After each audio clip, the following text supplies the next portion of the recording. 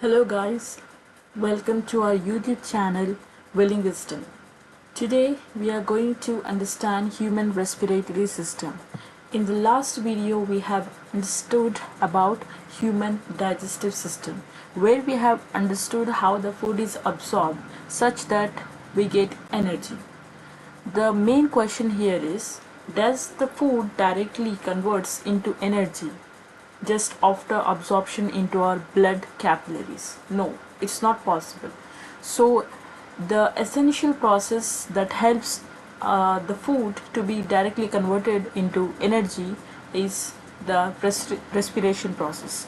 So in this particular video we are going to understand about respiration and what is a human respiratory systems, what are the parts included, and what are the main functions of each of the parts. So let us get deep into this topic now. Before we understand about human respiratory system, we need to understand these two terms, breathing and respiration. Most of us get confused between these two terms. We most of the times understand these two terms as one meaning, but though they are interconnected, they have slightly different meaning. So when we talk about breathing, it's a mechanical process.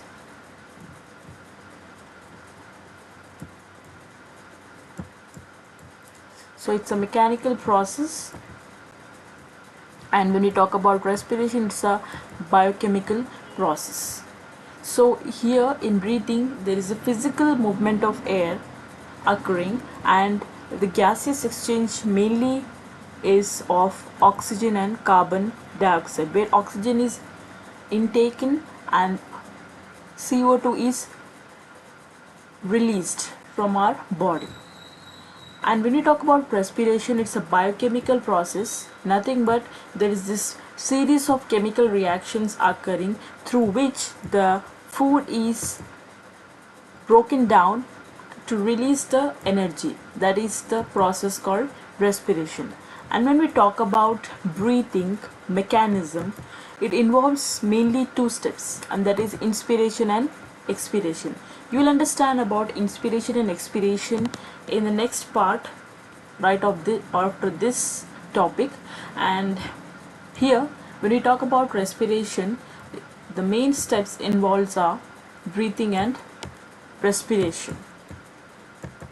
So here you can get a clear distinction between these two terms, as breathing comes under respiration. So in certain sense we can say that respiration is more of a breathing process, whereas breathing is a generally exchange of gases, right? And it's a physical process. When it comes to respiration, it is not only breathing but also cellular respiration. By the name itself we can understand that. So respiration occurring at cellular level, that's what cellular respiration. And we'll understand in deep about this particular topic next in the next part of this video. So we have understand what is the difference between breathing and respiration. Breathing is a physical process and respiration is a biochemical process, wherein breathing involves only the exchange of gases, whereas respiration involves not only the exchange of gases but its exchange of gases at cellular level as well. Now we are going to understand pathway of air. Before we understand what are the events occurring in the respiration, we need to understand the pathway of air. So when we talk about human respiratory system, we have certain parts. The first is nostrils. The parts that are involved or comes under human respiratory system, the first would be nostrils, the second is nasal cavity, and the next part is pharynx, which serving as a common pathway for both digestive and respiratory system. And below to the pharynx we have larynx. Larynx is also known to be voice box. So there is muscular structure that are present in the larynx, which, when the air passes through them, vibrates to produce sound. And this particular muscular like structure is called vocal cords. And hence, pharynx is known to be the voice box. And below to the larynx we have a tube-like structure called trachea. Trachea is also known as windpipe, and this particular structure is further divided into branches, as you can see in this figure as well.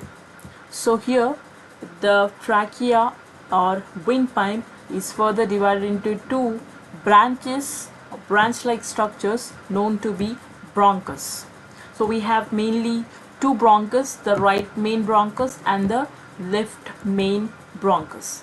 Bronchus will be further divided into small branches again, and those are said to be bronchioles. So bronchioles are present just after bronchus, and the terminal part of the bronchioles is said to be alveolus. So alveolus are these particular structures which are bag-like structures or sac-like structures, and it is just to the terminal part of the bronchioles, and there are certain blood capillaries surrounding the alveolus. Hence, the last part where the passage of air occurs in terms of external respiration is blood. Now you might get the confusion that what is external respiration and there is also internal respiration. So we will understand these two topics under the stages or events of respiration. So here, external respiration considered to be breathing and gaseous exchange taking place at lungs level. So nothing but the gaseous exchange is occurring at lungs level at the alveolus part of the lungs, and these two concepts together said to be external respiration. Now the next important topic we need to understand is the internal respiration. We have understood that gaseous exchange occurs at alveolar level, where the oxygen will be transported by the blood. So in terms of what ways the blood carries the gases, we learn under the topic gas transport by blood, and the next is gaseous exchange at tissue level, and then the last topic, the cellular respiration occurring at cellular level.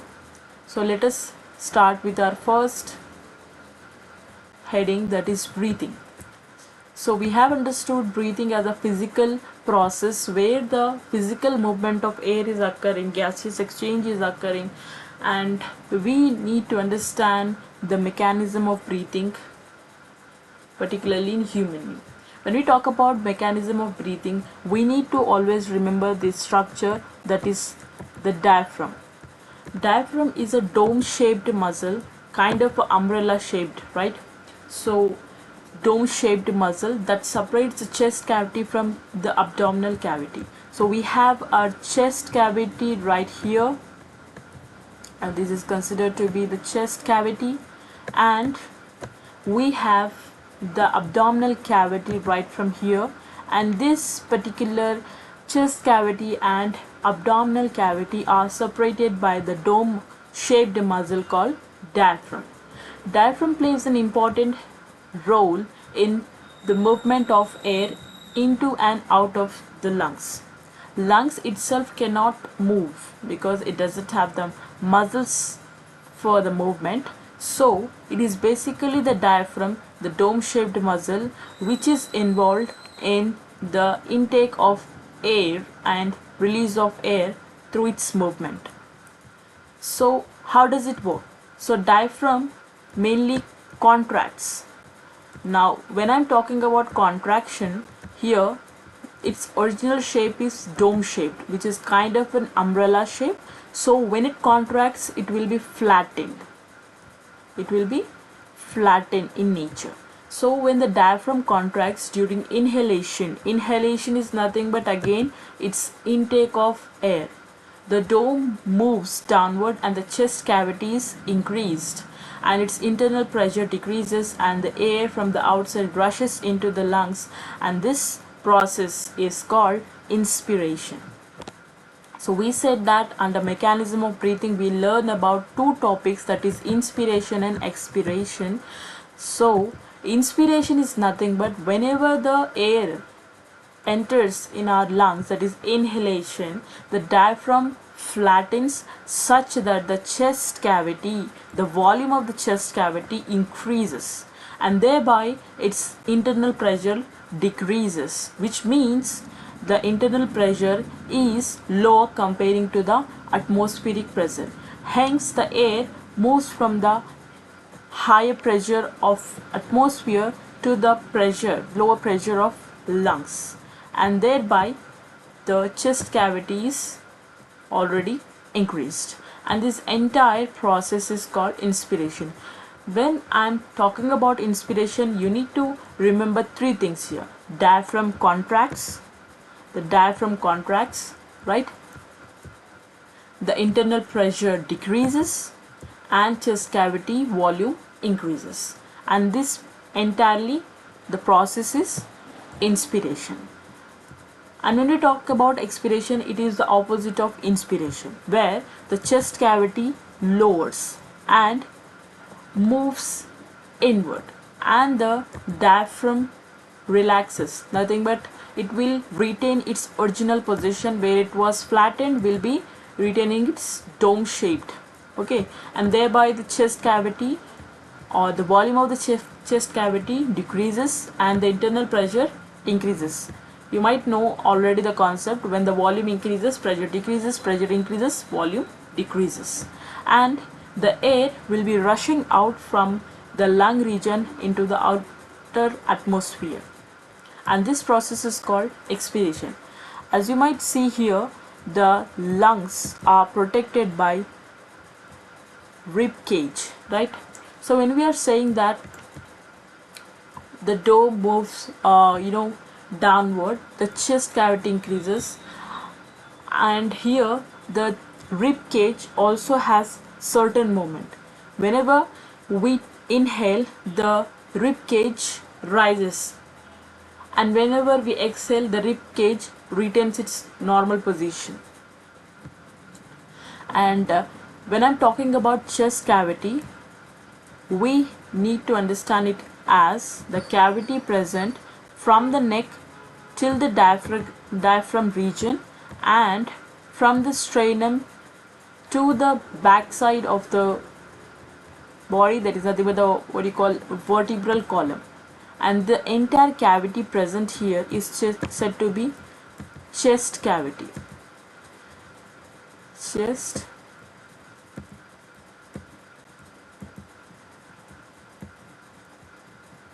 cavity.